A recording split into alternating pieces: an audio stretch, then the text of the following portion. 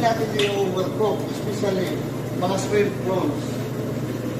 Kasi yun ang dadala ng magandang lasa. Kasi pag overcook mo, matigas yung laman. Okay? Okay. Final na natin.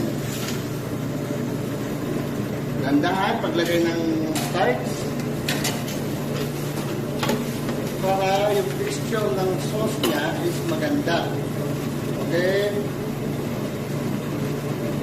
Huwag nyo bibiglain para hindi siya magiging mahang dating ng sabaw ng sauce ninyo. Okay?